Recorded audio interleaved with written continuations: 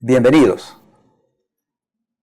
Continuamos con el tema sobre el análisis financiero.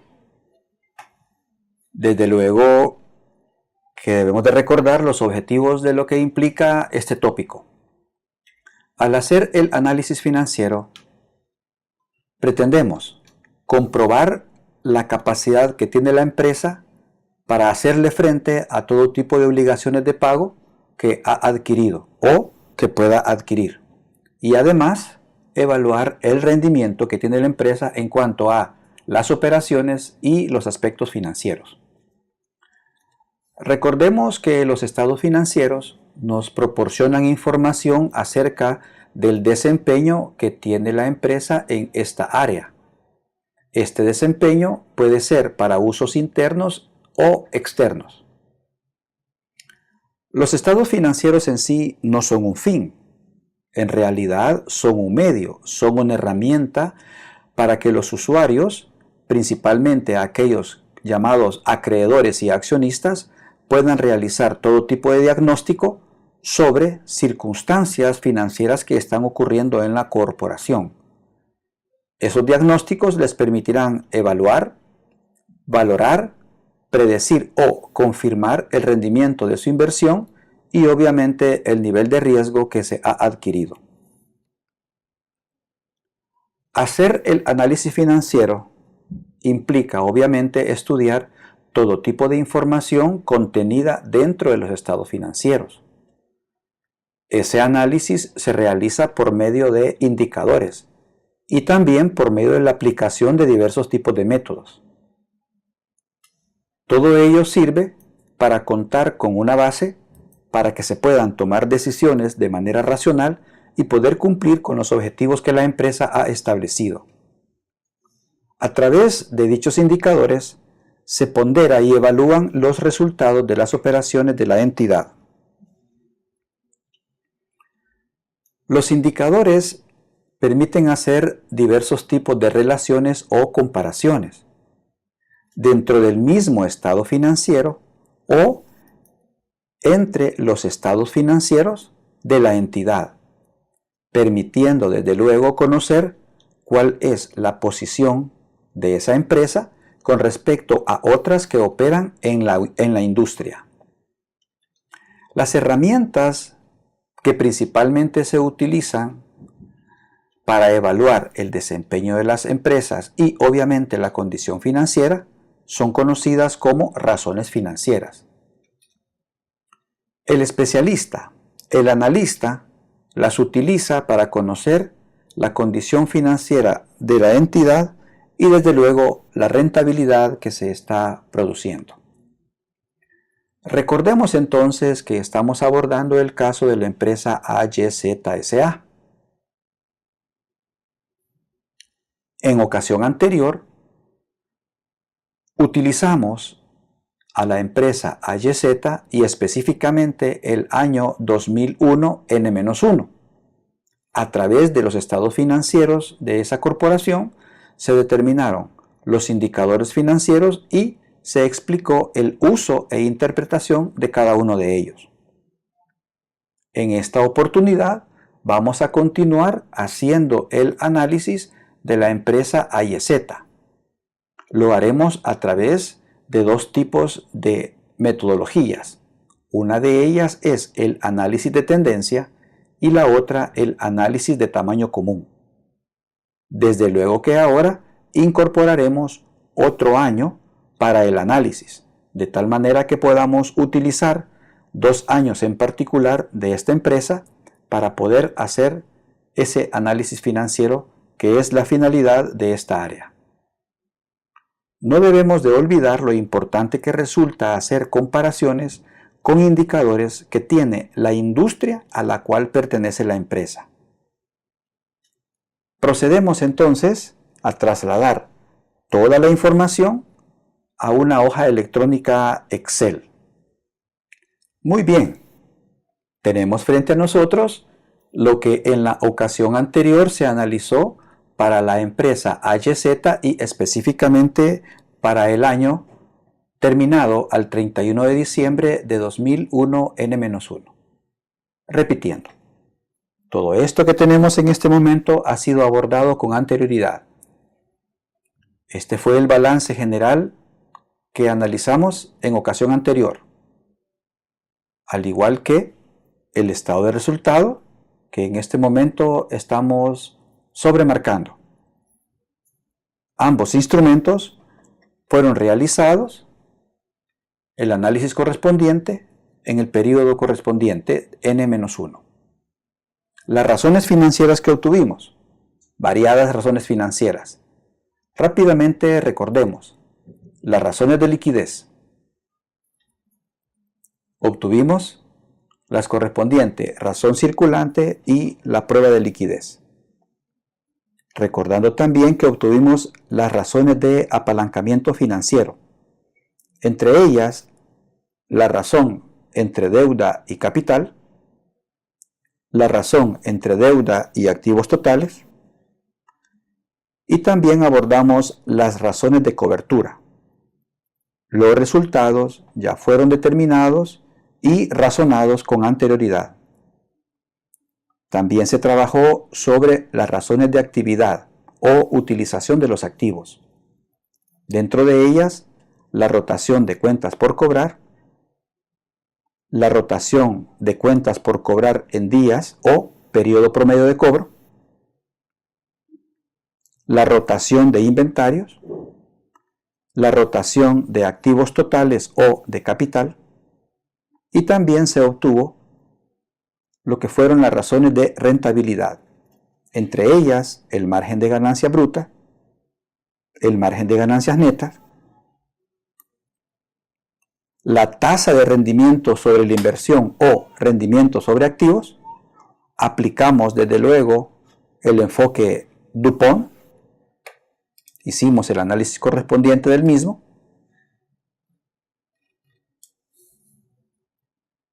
También hicimos el cálculo del rendimiento sobre el capital contable y también se aplicó a este el enfoque DuPont. Todo ello nos permitió conocer la situación financiera de la empresa al año 2001 N-1. En esta ocasión incorporaremos otro año. De manera específica, incorporaremos el año 2001 N-2. Presentamos entonces el balance general. Es el balance general a esa fecha, al 31 de diciembre de 2001 N-2. Además, se presenta el estado de resultados.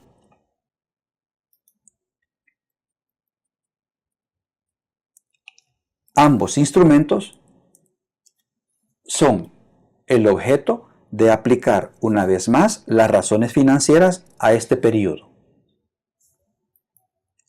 Los resultados de la aplicación de las razones financieras son los que se muestran a continuación.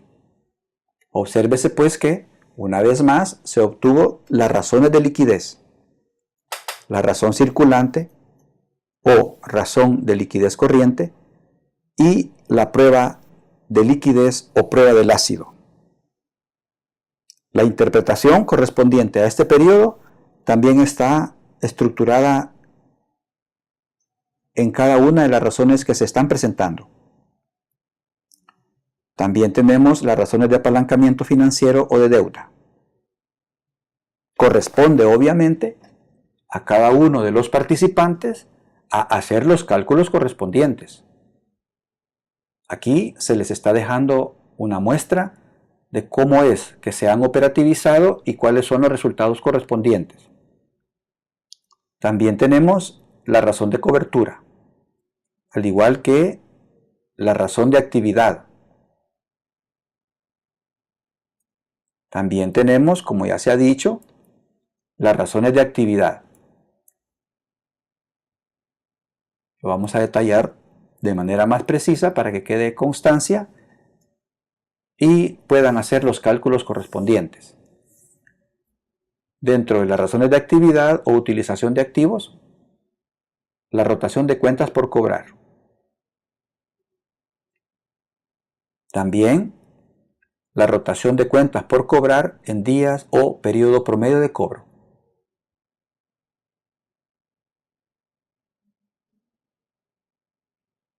Además, la rotación de inventarios,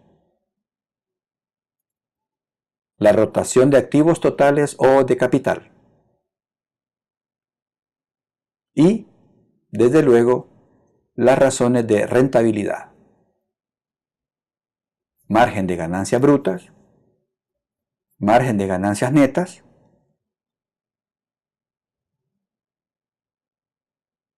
la tasa de rendimiento sobre la inversión o rendimiento sobre activos, aplicado también a ella el enfoque DuPont.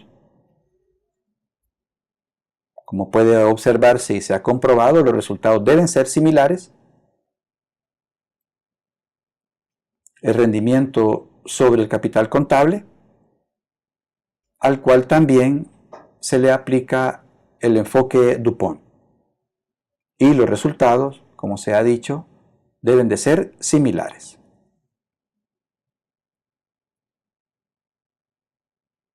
Por lo tanto, ya que hemos desarrollado las razones financieras para el año 2001 N-1 y 2001 N-2, procedemos en este momento a aplicar lo que es el análisis de tendencia.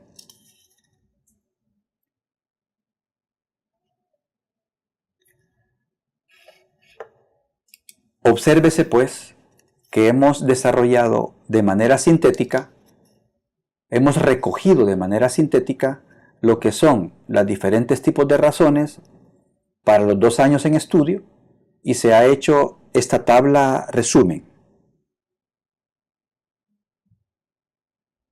Para cada uno de los años, las razones correspondientes de liquidez, apalancamiento financiero, cobertura, actividad y rentabilidad.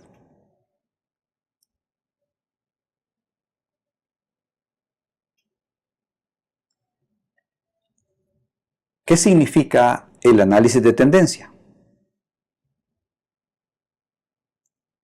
Este tipo de análisis permite comparar las razones financieras en el tiempo.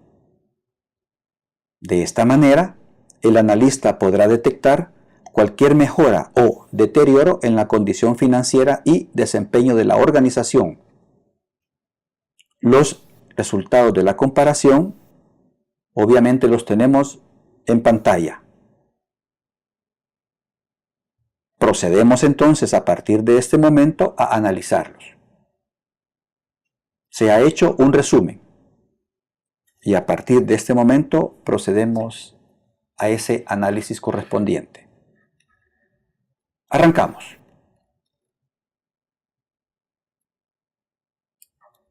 Abordemos para empezar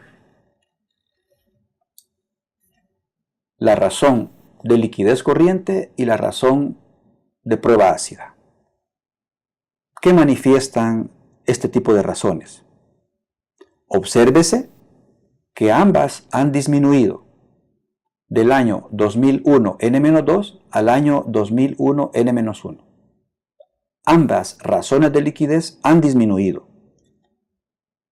En este punto es importante resaltar que se tiene menos cobertura para hacerle frente a los pasivos corrientes. Además,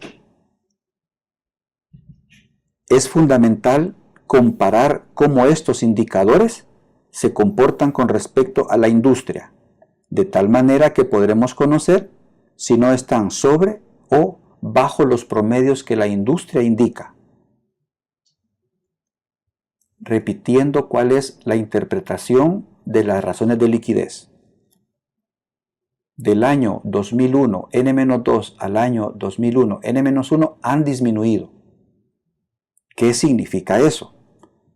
Significa que se tiene menos cobertura para hacerle frente a los pasivos corrientes. En otras palabras, la empresa ya está llegando a un punto en el cual puede ser que no se pueda tener cobertura para hacerle frente a todo tipo de pasivo corriente. Y esto es un indicador, desde luego, de que la empresa está dejando de ser eficiente. Sigamos ahora y analicemos las razones de apalancamiento financiero o de deuda.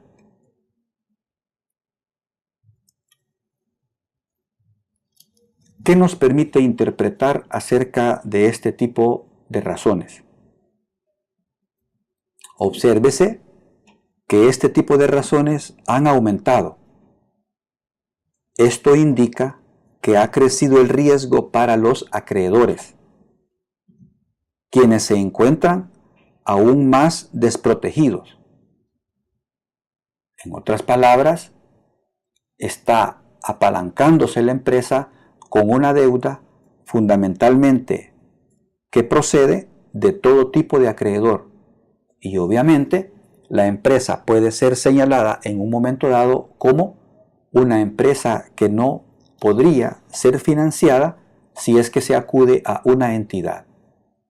Eso es la interpretación que nos está dando la deuda que ha aumentado. Todo tipo de razón de deuda capital y razón de deuda total, activos totales, han aumentado, ambas, del año 2001 N-2 al año 2001 N-1. Es un riesgo. Obviamente, al presentarnos ante una entidad financiera, puede hacer que no nos permitan tomar algún tipo de financiamiento, el cual puede hacer que necesitemos en algún momento dado del tiempo. Pasemos entonces ahora a las razones de actividad. ¿Qué podemos obtener de esa comparación de 2 años de las razones de actividad? Observemos. Los periodos promedios para el cobro y la rotación de los inventarios en día han aumentado. Obsérvese por favor cómo el periodo promedio para el cobro en días pasó de 45.07 a 53.90. En otras palabras, estamos cobrando a un tiempo más largo. En otras palabras, el dinero no está llegando a la empresa como debería. La rotación de inventarios en días también ha aumentado, de 51.87 a 53.73. Significa que tenemos más inventarios en bodega y no están siendo adquiridos por el mercado consumidor. Eso, desde luego, es un indicador muy importante. Esa tendencia nos está diciendo de que tenemos una acumulación, obviamente, de cuentas por cobrar y de inventarios. Repitiendo, se tiene una tendencia de acumulación de cuentas por cobrar y de inventarios. La rotación de cada uno de ellos es más lenta, lo que lleva a cuestionar la calidad y la liquidez de estos activos. En este punto es fundamental comparar con las medidas que tiene la industria para llegar a concluir de forma precisa si es que existe un problema. Pero en el caso de haberlo, ¿cuál es el procedimiento? Obviamente, se deberán analizar las políticas de crédito, la experiencia y la efectividad que tienen los cobros. Además, todo tipo de pérdidas por deudas incobrables. Aún más, se deberá investigar la administración de los inventarios, su obsolescencia y cualquier desequilibrio en la integración del inventario. Para el caso y de manera específica, debemos de abordar la materia prima y compararla contra el producto en proceso y además compararla contra los bienes terminados. En resumen, ¿cuántos días están cada uno de estos inventarios dentro de la empresa? Y obviamente eso nos puede causar una alarma muy importante a la cual le deberemos poner mucha atención. Resumiendo, se están acumulando demasiado las cuentas por cobrar y también los inventarios. Obviamente eso dice mucho de la actividad. La eficiencia probablemente ha disminuido y se deberá poner, obviamente, mucha atención al respecto. Continuemos. Vayamos ahora al margen de ganancia bruta y obviamente al margen de ganancia neta. Observemos las cifras resultantes de la comparación. El margen de ganancia bruta y el margen de ganancia neta muestran una mejoría. Pequeña, pero lo es. El rendimiento sobre la inversión. Observemos ahora el siguiente indicador. El rendimiento sobre la inversión. Obviamente, nos está mostrando a nosotros que ha disminuido. Obsérvese, hemos pasado de 13.04% a 10.58%.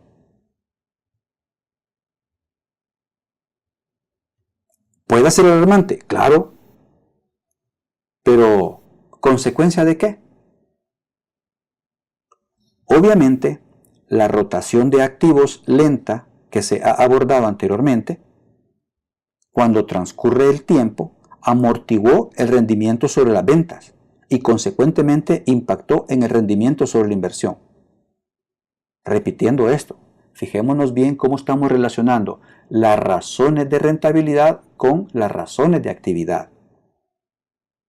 Como tenemos un incremento en el periodo promedio de cobros que ha aumentado, también como tenemos una rotación de inventarios en día mucho más lenta, obviamente eso impacta muy significativamente en el rendimiento sobre la inversión.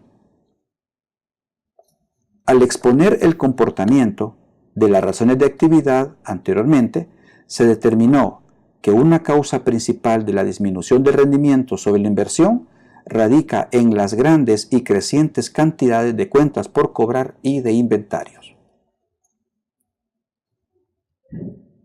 Sintetizando, se puede asegurar que el análisis de tendencia de las razones financieras en el tiempo permite al analista tener una perspectiva importante de los cambios que se han dado en la condición financiera y en el desempeño de la empresa. Desde luego que la perspectiva se puede ampliar al hacer comparaciones con competidores similares dentro de la industria. Observemos pues que al haber realizado el análisis de las razones financieras para dos periodos y compararlos a través del análisis de tendencia, nos permite, como analistas, determinar muy fundamentalmente el comportamiento financiero de la entidad. Pero bien, esto no termina ahí. Procedemos ahora a hacer otro tipo de análisis. Este se conoce como el análisis de tamaño común. Por lo tanto, ya tenemos razones financieras para hacer el análisis comparativo de las entidades. Tenemos el análisis de tendencia y ahora presentamos el análisis de tamaño común.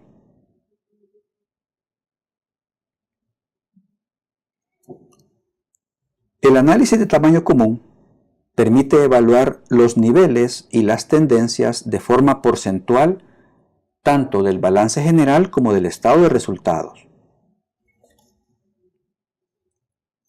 Del año 2001 N-2 al año 2001 N-1 se han obtenido las respectivas comparaciones de manera porcentual. Se muestra entonces cómo es que se ha obtenido. Le vamos a dar, desde luego, un F2 a nuestro teclado para mostrarles cómo los bancos, la cuenta bancos, la hemos dividido entre el total de activo.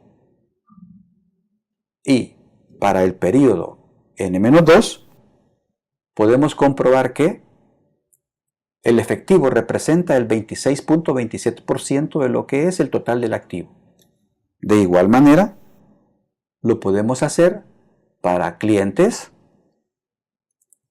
lo hacemos para los inventarios, lo hacemos para las inversiones temporales y obviamente el activo circulante en términos porcentuales representa la suma de las cuentas de ese activo circulante.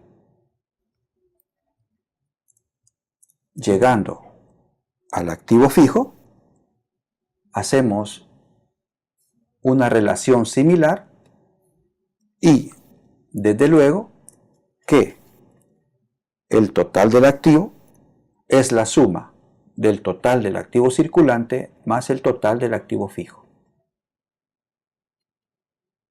El mismo procedimiento se aplica al año 2001 N-1.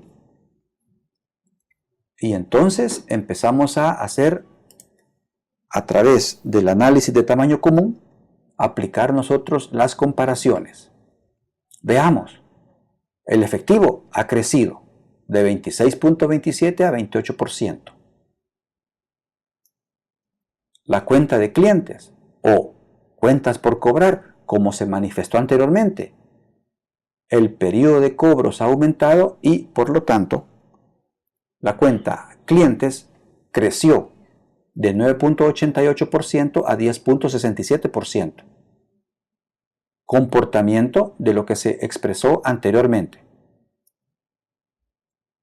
Al igual que se compara en el tamaño común el total del activo y cada una de las cuentas que lo forman, se realiza con el pasivo. Tenemos entonces aquí el pasivo, comparativamente hablando, en tamaño común. El método es el mismo. Cada una de las cuentas se divide entre el total de pasivo y capital para esta parte del balance general. Y se obtiene para cada uno de ellos su respectivo porcentaje. Y al igual que en el caso anterior, el total de pasivo a corto plazo es la suma de todas las cuentas que lo forman.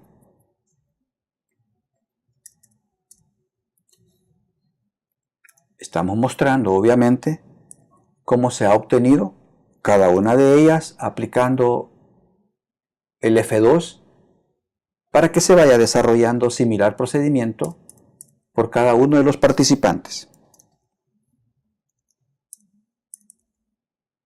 Obsérvese que algunas cuentas obviamente han sido reestructuradas. ¿Por qué razón? Esa reestructuración tiene que ver principalmente porque aquí lo que se pretende es comparar los grandes valores que forman ese balance general. Los grandes valores del activo circulante, del activo fijo, al igual que del pasivo y del capital. En resumidas cuentas, este método permite hacer una comparación de cómo es el comportamiento en términos de cada una de las cuentas. Analicemos algunas del pasivo a corto plazo. Obsérvese cómo a los proveedores estamos en una tendencia creciente a deberles más. Les debemos más en el N-1 que en el N-2. Quiere decir que pueda provocar esto que nuestros proveedores nos cierren algún tipo de crédito porque no les hemos estado pagando como lo hemos estado haciendo con anterioridad. Los sueldos por pagar han crecido también, como se está demostrando. De 0.26% pasamos a 0.30%. Las obligaciones bancarias, obsérvese, también han crecido de 7.28% a 8.56%. Todo eso, obviamente, debe de ser analizado para que el analista vaya desarrollando las consideraciones necesarias que permitan posicionar en una mejor forma las finanzas de la entidad. Al igual que se ha mostrado en el balance general, se procede entonces a hacerlo con el estado de resultados.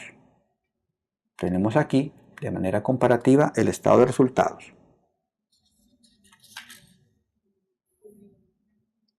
El estado de resultados muestra un comportamiento sumamente estático. Obviamente, las ventas deberán crecer y de manera sustancial. ¿Para qué? Para que las utilidades obviamente crezcan de una manera superior hasta donde ahora se ha desarrollado ese tipo de crecimiento en las ventas. Obsérvese que la utilidad neta apenas ha cambiado de 5.97% a 5.99%. Prácticamente no ha cambiado en absoluto.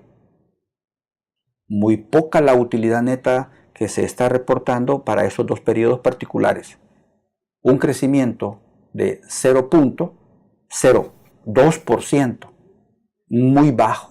Obviamente eso es lo que se ve reflejado en lo que observamos anteriormente. ¿Cuál es? La rentabilidad. La rentabilidad, recordemos, tenemos que regresar en este momento al análisis de tendencia. Recordemos cómo el rendimiento sobre la inversión ha disminuido de 13.04 a 10.58%. Es por ello que se recomienda hacer crecer las ventas aún más y obviamente obtener mejor utilidad neta. En síntesis, y recordando todo el camino que hemos estado recorriendo, en un primer momento desarrollamos un análisis de las razones financieras de manera particular para cada uno de los años, para el año 2001 N-1 y también para el año 2001 N-2, utilizando los resultados de la aplicación de las razones financieras a ambos años. Hicimos el análisis de tendencia. ¿Cuál fue la comparación de cada uno de los años a través de las razones financieras? Y hemos llegado en este momento a hacer un análisis de tamaño común que desde luego nos permitirá poder proponer cuáles serán las mejoras y las estrategias que se deberán desarrollar a nivel operativo y financiero para colocar en una mejor situación y posición financiera a la entidad. Jóvenes, es importante entonces que tomemos los fundamentos del análisis de los estados financieros para poder establecer la gestión operativa y la gestión estratégica que todo tipo de entidad requiere. Ha sido un gusto haber compartido. Hasta la próxima.